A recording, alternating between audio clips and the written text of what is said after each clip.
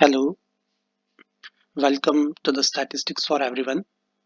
और आज हम बात कर रहे हैं मैथमेटिकल स्टैटिस्टिक्स के एक बहुत ही इम्पोर्टेंट टॉपिक के बारे में जिसका नाम है एक्सपेक्टेशंस। सो आज हम बात करेंगे एक्सपेक्टेशंस की और चलिए शुरू करते हैं। एक्सपेक्टेशन क्या है?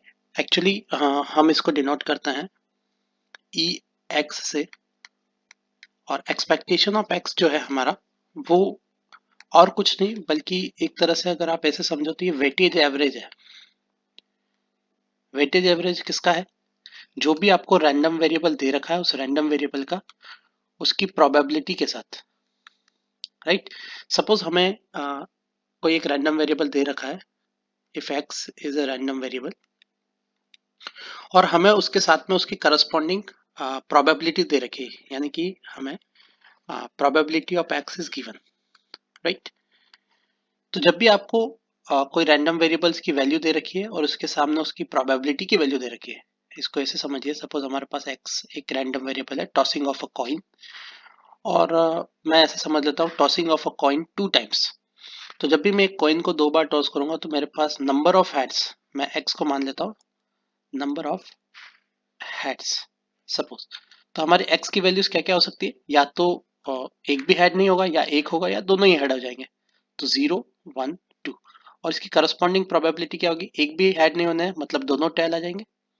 1 head and 1 tail, that is 2/4।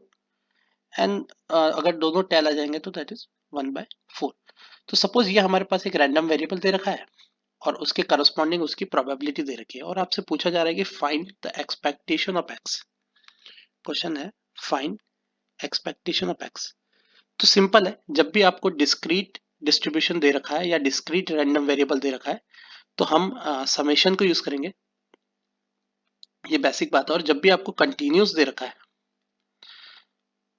तो हम इसमें इंटीग्रेशन को यूज करेंगे, और लिमिट वही रहेगी जो कि हमारी रैंडम वेरिएबल का डोमेन है, ठीक है। तो चलिए बात करते हैं एक्सपेक्टेशन ऑफ एक्स के फॉर्मूले की। तो सबसे हम पहले बात कर रहे हैं डिस्क्रीट के केस में। तो सपोज हमारे पास एक डिस्क्रीट रैंडम वेरिएबल दे रखा है, तो हमारा एक्सपेक्टेशन ऑफ एक्स जो है वो हो जाएगा summation over x, x into probability of x. ये हमारा फॉर्मूला हो जाएगा। तो चलिए उसी केस में बात करते हैं जो हमने एग्जांपल लिया है कि सपोज मैंने एक कॉइन को 2 बार टॉस किया, राइट। सपोज ये हमारा एक कॉइन है जिसका हेड या टेल हमारे पास आ सकता है। मैंने 2 बार टॉस किया तो मेरे पास आएगा या तो दोनों हेड आ जाए, या एक हेड एक टेल आ जाए, या एक टेल दूसरा हेड आ जाए, या फिर दोनों ही टेल मुझे यहाँ पे मिल जाए। तो इस केस में एक्सपेक्टेशन ऑफ एक्स, इसकी प्रोबेबिलिटी मैंने यहाँ पे लिख रखी है। तो एक्सपेक्टेशन ऑफ एक्स हमारा क्या हो जाएगा? 0 into probability of 0 plus 1 into probability of 1 plus 2 into probability of 2, right. तो 0 इंटू प्रोबेबिलिटी ऑफ 0 हमारा क्या दे रखा है? ध्यान से देखिए, 1/4, तो that is 1/4 plus 1 into probability of 1 is 2/4, 2 into probability of 2 is 1/4। मतलब क्या हो गया? 0 plus 1 into 2/4 is 2/4, 2 into 1/4 is 2/4, and that is 4/4 equals to 1। तो हमारा एक्सपेक्टेशन ऑफ एक्स क्या आ गया? Expectation of X is nothing but 1। तो इसी तरह आपको एक्सपेक्टेशन ऑफ एक्स निकालना पड़ेगा। चलिए आगे बढ़ते हैं। सेम यही अगर आपको कंटिन्यूस रैंडम वेरिएबल दे रखा है सपोज, तो ये हमारा जो फॉर्मूला है वो हो जाएगा डिस्क्रीट के केस में। अभी हम बात करते हैं अगर सपोज आपको कंटिन्यूस दे रखा है, राइट। अगर आपको कोई कंटिन्यूस रैंडम वेरिएबल दे रखा है, तब आप क्या करोगे? जब भी आपको उस केस में एक्सपेक्टेशन ऑफ एक्स निकालना है तो उसका सिंपल सा फॉर्मूला होता है, that is integration minus infinity two plus infinity, या जो भी आपकी लिमिट दे रखी है वो x into probability density function of x into D x. यहाँ पर एफ एक्स क्या है हमारा? ये जो एफ एक्स है वो है आपका probability density function. Probability density function क्या काम करता है? जो इस फंक्शन में जहां भी हम x की वैल्यू रखेंगे उस पॉइंट पर उस वैल्यू की प्रोबेबिलिटी हमें देगा, that is probability density function. और डिस्ट्रीब्यूशन फंक्शन क्या करता है? डिस्ट्रीब्यूशन फंक्शन देख के हम कैपिटल एफ एक्स से लिखते हैं, और वो क्या काम करता है कि हमने सपोज x बराबर 3 लिखा, तो 3 और उसके नीचे की जितनी भी प्रोबेबिलिटीज है उनका सम देगा या उसका इंटीग्रेशन देगा, राइट? तो ये दोनों फर्क है। तो यहां पर हम जिसको यूज करेंगे वो है प्रोबेबिलिटी डेंसिटी फंक्शन, और ये जो है वो है प्रोबेबिलिटी मास फंक्शन। तो डिस्क्रीट का केस है तो x into probability of x को हम समेशन करेंगे, और कंटिन्यूस का केस है तो हम उसी को क्या करेंगे, इंटीग्रेट करेंगे। बस यही एक बेसिक डिफरेंस है दोनों के बीच में। चलिए अभी इसकी कुछ प्रॉपर्टीज की बात करते हैं एक्सपेक्टेशन की। इसको बहुत से केसेस में, बहुत सी किताबों में आपको मैथमेटिकल एक्सपेक्टेशन ऐसा भी लिखा हुआ मिलेगा, तो कोई फर्क नहीं है, दोनों एक ही चीज है। या तो आपको मैथमेटिकल एक्सपेक्टेशन बोले या expected value of a random variable बोले, हो सकता है किसी किताब में आपको ऐसा देखने को मिल जाए, expected value of a random variable. किसी केस में सिंपल आपको एक्सपेक्टेशन लिखा हुआ भी मिल सकता है, किसी किताब में आपको मैथमेटिकल एक्सपेक्टेशन भी लिखा हुआ मिल सकता है, तो सारी एक ही चीजें हैं।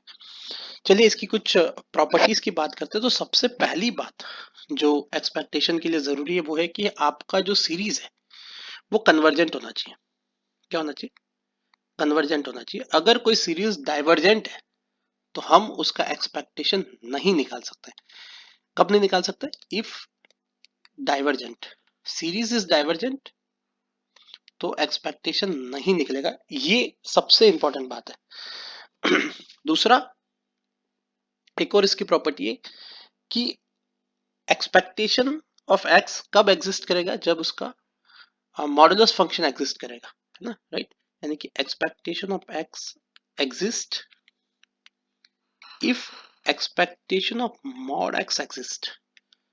अगर मॉड एक्स एग्जिस्ट करेगा तो ही एक्सपेक्टेशन ऑफ एक्स एग्जिस्ट करेगा। खैर ये कई बार खाली प्रॉपर्टीज लिखने के लिए पूछा जाता है, इसे प्रूव करने के लिए आपको कम ही पूछेगा किसी एग्जाम में कि prove that expectation of X is exist if mod x is exist. इस तरह से बहुत कम क्वेश्चन पूछता है। फिर भी चलिए हम कुछ आगे वाले लेक्चर्स में डिस्कस कर लेंगे कि कैसे इसको प्रूव भी करना है। एक हमारा सपोज इंडिकेटर वेरिएबल है, मोस्टली हम एक्सपेक्टेशन ऑफ एक्स को बर्नौली के केस में ट्राई करके देखते हैं।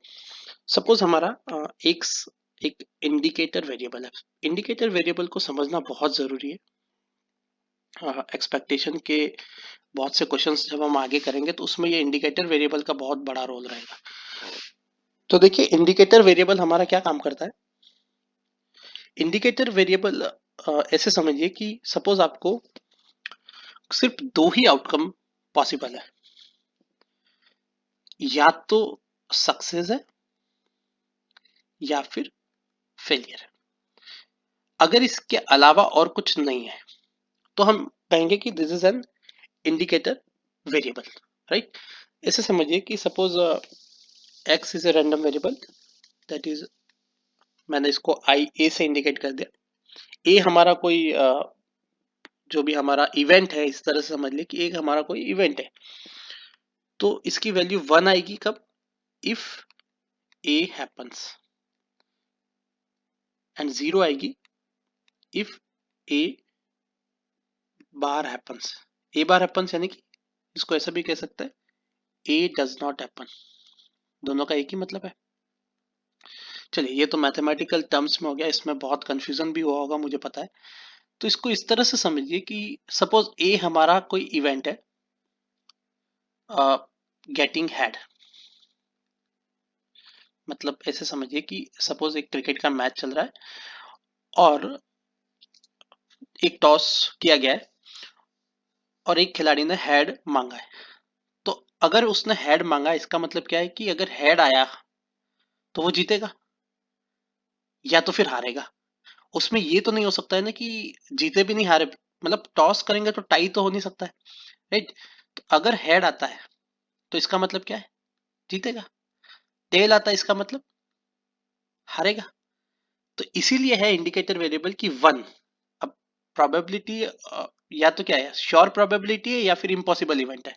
श्योर प्रोबेबिलिटी मतलब क्या है कि अगर ए आया तो 100% जीतेगा, और 100% जीतेगा मतलब हमारा वैल्यू क्या होगी प्रोबेबिलिटी ऑफ एक्स की, दैट इज 1।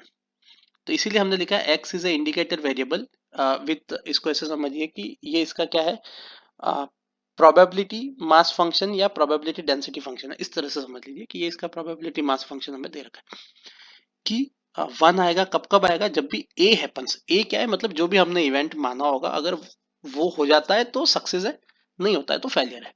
तो इस तरह से ये काम करेगा इंडिकेटर वेरिएबल। अब अगर मुझे इसका एक्सपेक्टेशन निकालना है, एक्सपेक्टेशन ऑफ एक्स मुझे इसका चाहिए, तो सिंपल है, फॉर्मूला तो वही रहेगा, summation X into probability of X. X हमारी क्या क्या वैल्यूज है, 1 एंड 0, राइट। तो that is 1 into probability of x equals to 1 plus 0 into probability of x equals to 0। तो 1 into probability of x equals to 1, that is probability of A, जो भी हमारे event की प्रोबेबिलिटी होगी। जैसे यहाँ पर हेड टेल का केस है तो ए इक्वल्स टू 1/4 है। यही अगर हम कहते हैं कि हमने एक डाई को थ्रो किया है और मैं बोल देता कि 2 आने पर सक्सेस है और इसके अलावा कुछ आने पर फेलियर है, तो प्रोबेबिलिटी ऑफ ए हो जाता 1/6 और प्रोबेबिलिटी ऑफ ए बार हो जाता 5/6। इसी तरह अगर मैंने एक डाई को ही थ्रो किया होता और मैं बोल देता कि कोई भी इवन नंबर आने पर सक्सेस है, तो क्या हो जाता, 2, 4 एंड 6 पे सक्सेस हो जाता। तो प्रोबेबिलिटी ऑफ ए इज 3/6 यानी कि 1/2 and probability of A bar is also 1/2। तो ये प्रोबेबिलिटी ऑफ ए जो भी है वो हमारे इवेंट पे डिपेंड करेगा कि वो हमने क्वेश्चन में क्या गिवन है, ठीक है। तो that is probability of A and 0, और फेलियर की प्रोबेबिलिटी तो 0 ही होगी, तो दैट इज आल्सो 0। तो हमारा एक्सपेक्टेशन ऑफ ए क्या हो जाएगा, that is equals to probability of A. तो इस तरह से हमें एक्सपेक्टेशन निकालना है, राइट। चलिए अभी हम बात करते हैं एक्सपेक्टेशन ऑफ एक्स स्क्वायर की। कई बार क्वेश्चन में आपको क्या हो सकता है कि आपसे पूछ लिया जाए कि फाइंड द वेरिएंस, राइट। लेकिन वेरिएंस कैसे निकालोगे, वेरिएंस का कोई डायरेक्ट फार्मूला तो है नहीं। तो हमें ये फार्मूला तो पता ही है, that variance of x equals to expectation of X square minus expectation of X to the power 2। खैर ये मैंने अभी डायरेक्ट लिख लिया है, ये थोड़ा सा आगे चल के आएगा आपके, लेकिन फिर भी समझ लीजिए। तो मैं अभी निकाल रहा हूँ, इस फार्मूले को अभी के लिए भूल जाइए, हम इसको डिराइव करेंगे कि ये कहाँ से आया था, फिर उसको लिखेंगे। चलिए अभी हम बात कर रहे हैं एक्सपेक्टेशन ऑफ एक्स स्क्वायर की। सपोज आपको एक्सपेक्टेशन ऑफ एक्स स्क्वायर निकालना है, राइट। तो कैसे निकालेंगे, सेम तरीका है जैसा हमने अभी तक किया है, सेम तरीका है। इसको चलिए आप ऐसे समझिए कि एक टॉपिक से समझिए कि expected value of function of a random variable. इसको एक नया टॉपिक ही लिख लीजिए, ज्यादा बेटर रहेगा आपके लिए। एक्सपेक्टेशन या एक्सपेक्टेड वैल्यू लिख लीजिए, expected value of a function of random variable, of a random variable. इसको ऐसे समझिए, ये ज्यादा बेटर रहेगा आपके लिए। तो सपोज हमारा gx कोई एक और फंक्शन है, gx हमारा कोई फंक्शन है और मुझे एक्सपेक्टेड वैल्यू निकालनी है gx की। यानी कि हो सकता है ये gx हमारा एक्स स्क्वायर हो सकता है ये gx हमारा साइन एक्स हो सकता है ये gx हमारा मॉड एक्स हो सकता है ये gx हमारा x to the power r, कुछ भी हो सकता है। या हो सकता है ये gx हमारा x+3 या 5x, कुछ भी हो सकता है, राइट। बस कन्वर्जेंट होना चाहिए सीरीज, है ना। डाइवर्जेंट होगा तो फिर नहीं होगा, कन्वर्जेंट होना चाहिए। तो यदि आपसे पूछ लिया जाए कि find the expectation of gx, अगर ये आपसे पूछ लिया जाता है तो सिंपल है। अगर कंटिन्यूस का केस है तो -∞ to +∞ gx into probability of gx, या प्रोबेबिलिटी ऑफ gx नहीं करके आप इसको कर दीजिए gx into function of x into dx। x का फंक्शन लीजिए, ज्यादा बेटर रहेगा, और उसी से आएगा आंसर। एक्चुअली बेटर तो क्या ही रहेगा, फॉर कंटिन्यूस रैंडम वेरिएबल, और summation gx into function of x बोलो या प्रोबेबिलिटी ऑफ x बोलो, ये किसके लिए, डिस्क्रीट रैंडम वेरिएबल के लिए। तो ये हमारा एक फॉर्मूला होगा, राइट। तो ये होगा, जो भी हमें फंक्शन दे रखा है वो फंक्शन की आपको वैल्यू लिखनी है और उसके करस्पॉन्डिंग आपको उसका जो भी x का प्रोबेबिलिटी मास फंक्शन या प्रोबेबिलिटी डेंसिटी फंक्शन गिवन है उसे लिखना है और वहां से आपको वैल्यूज मिलेगी। चलिए इसके कुछ स्पेशल केस की बात कर लेते हैं, या इसके कोई पर्टिकुलर केस की बात कर ले कि सपोज हमारा gx equals to x to the power r आपको दे रखा है। सपोज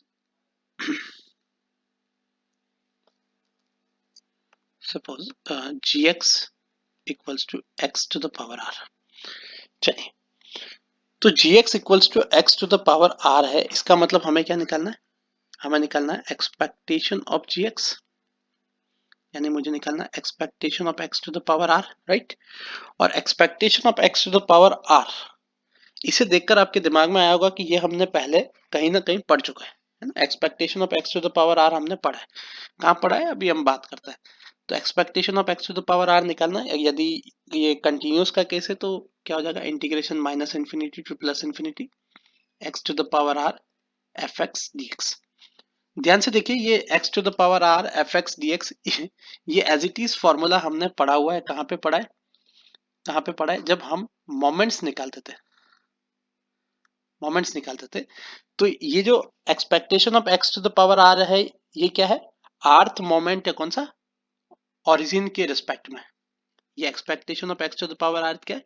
आर्थ मोमेंट है अबाउट ओरिजिन, यानी कि ये आर्थ रो मोमेंट है जिसे हम डिनोट किससे करते थे? म्यू आर डैश से। तो ये जो expectation of x to the power r है, तो चलिए ये कितना सही है कि अब हम यहाँ से रो मोमेंट्स और सेंट्रल मोमेंट्स भी निकाल सकते हैं, राइट। तो सिंपल है, जब भी आपसे पूछ लिया जाए कि म्यू आर डैश निकालिए, यानी कि आपको निकालना है expectation of x to the power r, और expectation of x to the power r का सिंपल सा फॉर्मूला है integration minus infinity to plus infinity x to the power r F x D x. अब यही जब आप r equals to 1 ले लेंगे तो ये हमें जो मिल जाएगा वो मिल जाएगा एक्सपेक्टेशन ऑफ x, और एक्सपेक्टेशन ऑफ x और कुछ भी नहीं जो कि हमारा मीन है। तो जब भी आपसे यदि क्वेश्चन पूछ लिया जाता है सपोज कि r इक्वल्स टू 1 के लिए जो हमारा आर्थ मोमेंट है वो क्या होगा, तो वो हमको मीन वैल्यू गिवन होगी, ठीक है। अगर मैं r इक्वल्स टू 2 ले लेता हूँ तो ये क्या हो जाएगा, expectation of x to the power 2, right. अगर मैं r इक्वल्स टू 2 ले लेता हूँ तो ये हमारा क्या हो जाएगा, expectation of x square, right. तो r इक्वल्स टू 2 पे, और इसी को हम कहेंगे म्यू 2 डैश, और ये हमारा क्या है, म्यू 1 डैश। इसी तरह जब आप r इक्वल्स टू 3 लेंगे तो ये हो जाएगा हमारा mu 3 dash, that is expectation of x to the power 3, और इसी तरह ये चलता जाएगा। चलिए अभी हम बात करते हैं वेरिएंस की, वेरिएंस की बात करते हैं। वेरिएंस को हम डिनोट करते हैं म्यू 2 से, और इसका फॉर्मूला होता है mu 2 dash minus mu 1 dash to the power 2, right. ये फॉर्मूला कहाँ से आया ये तो खैर आपको पता ही होगा, फिर भी अगर किसी को नहीं पता है तो देख लो। वेरिएंस का जो फॉर्मूला होता है सिग्मा स्क्वायर, वो होता है 1 upon n sigma x i square minus 1 upon n sigma x i का होल स्क्वायर। और ये जो है 1 upon n sigma x i square, ये और कुछ नहीं है, ये एक्सपेक्टेशन ऑफ एक्स स्क्वायर है। और ये 1 अपॉन एन सिग्मा एक्सआई जो है वो है एक्सपेक्टेशन ऑफ एक्स और उसकी पावर 2 दे रखी है, तो वहीं से आता है। और ये जो एक्सपेक्टेशन ऑफ एक्स स्क्वायर है इसी को मैं म्यू 2 डैश लिखूंगा, और एक्सपेक्टेशन ऑफ एक्स जो है उसको मैं म्यू 1 डैश लिखूंगा, और उसकी पावर 2 दे रखी है। तो यहीं से दे रखा है, और ये हमारा म्यू 2 के इक्वल होता ही है, ठीक है। चलिए मैं आपको स्टार्टिंग में मैंने एक बात कही थी कि सीरीज कन्वर्जेंट होनी चाहिए, सीरीज कन्वर्जेंट होनी चाहिए, सीरीज कन्वर्जेंट होनी चाहिए। क्या मतलब है इस बात का, एक क्वेश्चन से आप समझने की कोशिश कीजिए कि सपोज मुझे कोई x एक रैंडम वेरिएबल दे रखा है, राइट। मुझे x एक रैंडम वेरिएबल दे रखा है जो वैल्यूज लेगा 0 factorial, 1 factorial, 2 factorial, 3 factorial and so इस तरह की वो वैल्यूज ले रहा है, और जिसका कैसे लेगा, प्रोबेबिलिटी लॉ उसका जो दे रखा है या प्रोबेबिलिटी मास फंक्शन जो दे रखा है वो कुछ इस तरह से है that probability of x equals to x factorial, right? Probability of x equals to x factorial is equals to nothing but e to the power minus 1 by x factorial, right? और for values of x equals to 0 1 and to infinity, अगर ये हमें कोई एक probability mass function दे रखा और आपसे पूछ लिया जाए कि find the expectation of x, तो अगर आपसे ये पूछ लिया जाता है find the expectation of x, तो एक्सपेक्टेशन ऑफ एक्स का फॉर्मूला तो वही रहेगा, summation x into probability of x. Clear है? तो ये हो जाएगा x equals to 0 to infinity, right, 0 to infinity x factorial into probability of x factorial, right. अभी इसको ऐसे समझिए that x equals to 0 to infinity x factorial और into probability of x factorial क्या है, e की power minus 1 by x factorial, तो ये दोनों कैंसिल हो जाएंगे और हमें क्या मिलेगा, e to the power minus 1 into summation x equals to 0 to infinity. अब ध्यान से देखो, जब भी मैं 0 से इंफिनिटी तक ऐड करूंगा, that is 0 plus 1 plus 2 plus 3 plus infinite, तो ये सीरीज कभी भी खत्म नहीं होगी, और खत्म नहीं होगी इसका मतलब ये सीरीज क्या है, डाइवर्जेंट है। So this expectation of X is divergent, यानी कि ये जो सीरीज है e to the power minus 1 summation x equals to 0 to infinity is divergent. That means expectation of x does not exist. और जब भी एक्सपेक्टेशन ऑफ एक्स एग्जिस्ट नहीं करेगा तो हम आगे पढ़ेंगे कि मोमेंट जनरेटिंग फंक्शन भी एग्जिस्ट नहीं करेगा। तो ये बहुत इंपॉर्टेंट बात है यहाँ पर एक्सपेक्टेशन ऑफ एक्स की। चलिए कुछ प्रॉपर्टीज देखते हैं इसकी, एक प्रॉपर्टी करते हैं आज सॉल्व, और फिर बाकी हम कुछ अगली क्लासेस में करेंगे। तो प्रॉपर्टीज कुछ 8-10 प्रॉपर्टी है एक्सपेक्टेशन की, और वो बहुत ही इंपॉर्टेंट है। तो एक काम करते हैं, प्रॉपर्टीज हम नेक्स्ट लेक्चर में ही लेते हैं, कुछ एग्जांपल से और एक्सपेक्टेशन ऑफ एक्स कैसे निकालना उसे क्लियर ही कर लेता है, ठीक है। तो क्वेश्चन कई बार आपके पास आ जाता है कि find the expectation of x या इस तरह से, तो चलिए मैं एक क्वेश्चन करता हूँ, find the expectation of number on a die when throw, right, कि अगर मैं एक डाई को थ्रो करूंगा तो मुझे एक्सपेक्टेशन निकालना है, राइट। तो पूछ रहा है कि फाइंड द एक्सपेक्टेशन, क्वेश्चन मैं लिख लेता हूँ, आप भी उतार लीजिएगा। Find the expectation of the number on a die when thrown, of the number when a die thrown।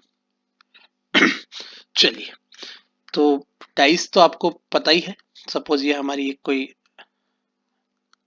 Dice दे रखी है, कौन कौन से नंबर होते हैं इस पे, 1 2 3 4 5 एंड 6, 6 नंबर्स होते हैं इस पे, राइट। सबकी प्रोबेबिलिटी क्या होती है, 1/6, सबकी प्रोबेबिलिटी भी इक्वल होती है। तो हमें क्या निकालना है, प्रोबेबिलिटी निकालनी है, किसकी प्रोबेबिलिटी निकालनी है, जो भी नंबर दे रखा होगा, राइट। तो हमारा x क्या हो गया, x रैंडम वेरिएबल हमारा क्या हो गया, representing the number on the dice, number on the dice क्या क्या हो सकता है, 1 2 3 4 5 6, यानी कि इसको ऐसे समझो कि x की वैल्यू हमें है 0 तो नहीं है, सॉरी, 1 2 3 4 5 एंड 6, और उसके करस्पॉन्डिंग प्रोबेबिलिटी ऑफ एक्स है 1/6 1/6 1/6 1/6 1/6 1/6। आपको निकालना है expectation of x, that is summation x into probability of x, तो दैट इज समेशन एक्स हमारा क्या है, 1 into probability of 1 plus 2 into probability of 2 and so on 6 into probability of 6। तो ये हमारा क्या हो जाएगा, 1 into probability of 1 is 1/6, 2 into 1/6, 6 into 1/6, तो 1/6 is common, that is 1 plus 2 plus 3 plus 4 plus 5 plus 6। कितना हो जाएगा? 6 4 10 5 15 और 15 और 6 21। That answer is 21/6, that is 7/2, right.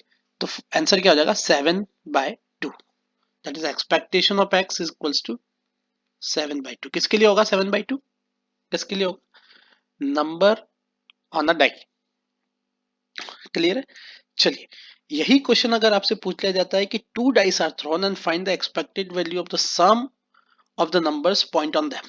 मतलब अभी सेम क्वेश्चन है, यही क्वेश्चन है, और अगर आपसे पूछा जाता है कि एक की जगह पे मैंने 2 डाइस को थ्रो किया है,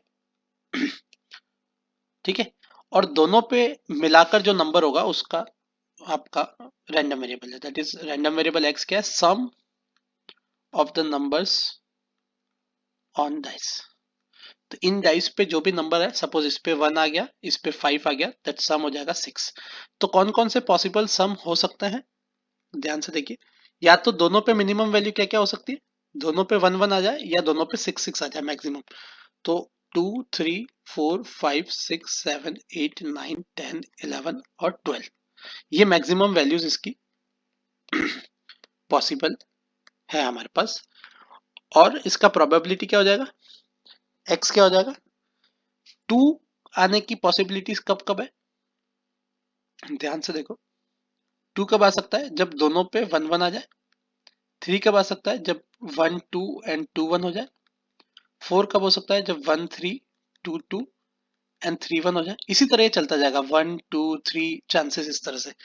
और टोटल हमारे कितना होगा? 6 into 6 equals to 36 total outcomes होंगे, राइट।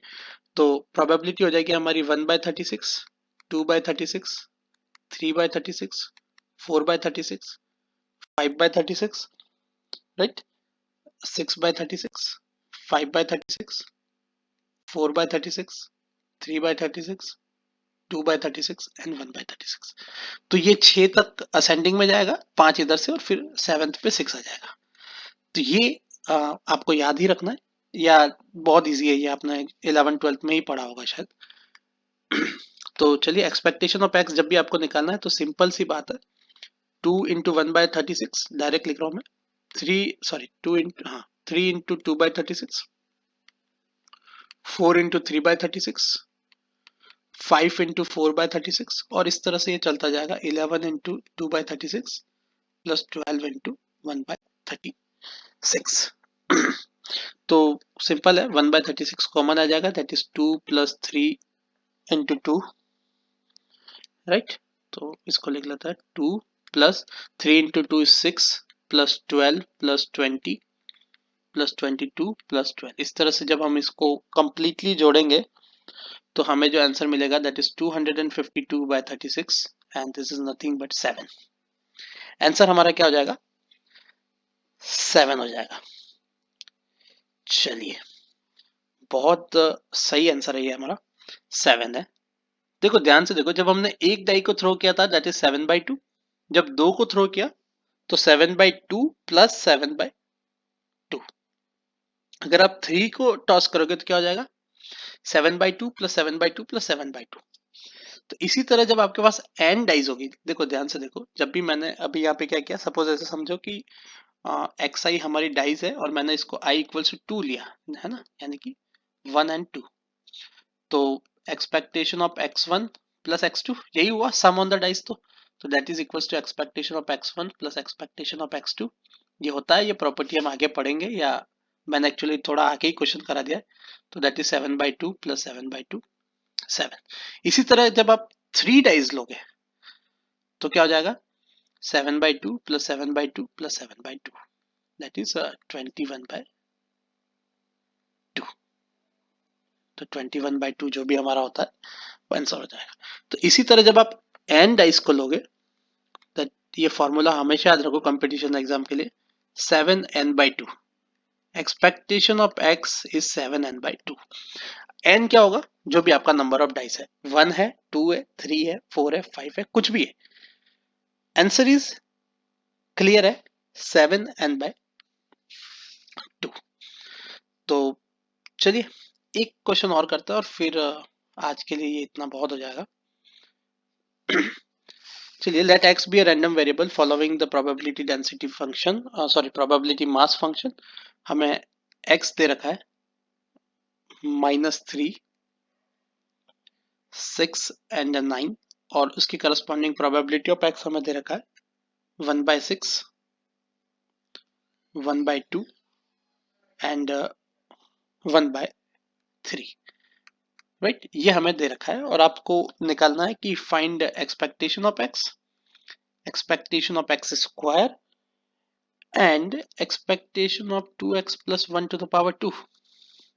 चलिए, इससे पहले एक फॉर्मूला इधर समझने की कोशिश कीजिए कि जब भी आपको expectation of A X plus B दे रखा है और ए और बी कांस्टेंट है, तो जो भी कांस्टेंट है उसका एक्सपेक्टेशन वही वैल्यू रहती है और वो आगे आ जाएगा, यानी कि ये हो जाएगा A into expectation of x plus B. Right, बस ये एक फॉर्मूला है जो आप याद रख लीजिए, फिर हम अगले लेक्चर में खैर इन सबको डिराइव करेंगे, लेकिन अभी डायरेक्ट क्वेश्चन करें तो याद कर लीजिए कि जैसे ये ए है तो ए कांस्टेंट है तो बाहर आ गया, और बी कांस्टेंट है तो वही वैल्यू रहेगी। जैसे एक्सपेक्टेशन ऑफ मैं 5 करूंगा तो मुझे 5 ही मिलेगा, एक्सपेक्टेशन ऑफ 5x करूंगा तो क्या हो जाएगा 5 इंटू एक्सपेक्टेशन ऑफ x। ये इस तरह से होता है, ठीक है। तो सिंपल है, एक्सपेक्टेशन ऑफ x निकालना है यहाँ पे इस क्वेश्चन में, तो क्या हो जाएगा -3 into 1/6 plus 6 into 1/2 plus 9 into 1/3। जो हम सिंपल करते आ रहे हैं यही होगा। तो -3 into 1/6 that is -1/2 plus 3 plus 3, तो 6 minus 1/2 and 6 minus 1/2 is 11/2, 12 minus 1 is 11/2। चलिए, एक्सपेक्टेशन ऑफ एक्स स्क्वायर निकालते हैं इसी केस में, एक्सपेक्टेशन ऑफ एक्स स्क्वायर निकालते हैं तो ये हो जाएगा summation x square into probability of x. देखो एक्स की क्या क्या वैल्यूज थी, एक्स की क्या क्या वैल्यूज थी,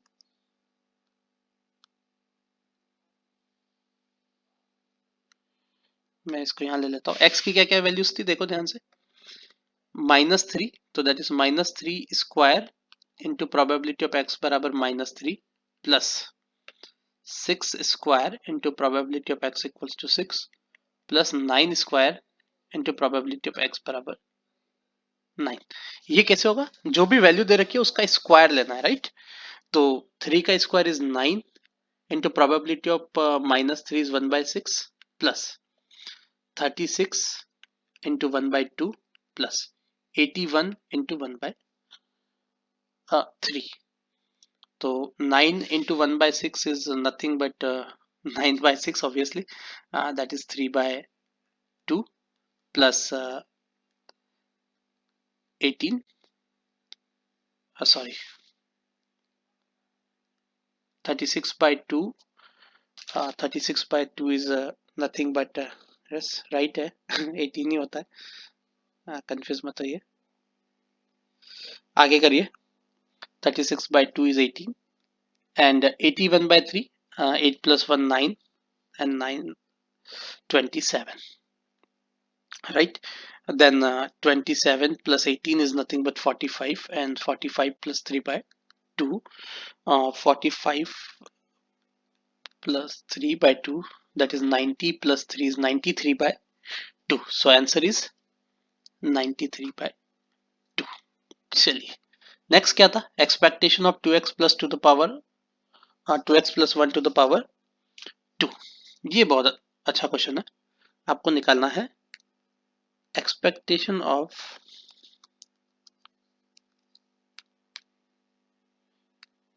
expectation of 2x plus 1 square, right. तो ये कुछ भी नहीं है, ये ऐसे हो जाएगा a प्लस बी का होल स्क्वायर पता ही है 4x square plus 2ab that is 4x plus 1, right. और ये हो जाएगा 4 into expectation of X square plus 4 into expectation of x plus 1, so 4 into 93/2 expectation of x square plus 4 into 11/2 expectation of x plus 1, तो ये हो जाएगा 2 times 93 into 2 करेंगे हम तो चलिए, जो भी होगा आपका आंसर आपको लिख लेना है। मैं फाइनल आंसर लिख लेता हूँ, दैट इज 209। ठीक है।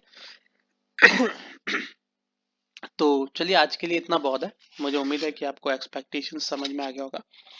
जो भी हमारा अगला लेक्चर होगा उसमें हम इसकी कुछ प्रॉपर्टीज को पढ़ेंगे, एक्सपेक्टेशन की, कि एक्सपेक्टेशन की प्रॉपर्टीज क्या क्या होती है। जैसे x plus y, expectation of x plus y को हम अलग अलग करके लिख सकते हैं। उसकी कुछ मल्टीप्लिकेशन प्रॉपर्टी के बारे में भी पढ़ेंगे, और कुछ लीनियर प्रॉपर्टीज के बारे में पढ़ेंगे, लीनियर कॉम्बिनेशंस के बारे में पढ़ेंगे, उसके कुछ मोमेंट्स प्रॉपर्टी, और उसके बाद थोड़ा सा हम वेरिएंस कोवेरिएंस की भी बात करेंगे, और फिर कुछ इनइक्वलिटीज है, कोची शेजवार्ड इनइक्वलिटी, और जितनी भी हमारी है उसे भी हम पढ़ेंगे, जैसे जेनसन्स इक्वलिटी है, राइट, होल्डर्स इनइक्वलिटी है। तो जो जो आपकी सिलेबस में होगी वो पढ़ेंगे, नहीं भी होगी तो काम आएगी। ठीक है, तो थैंक यू वेरी मच, आज के लिए इतना ही।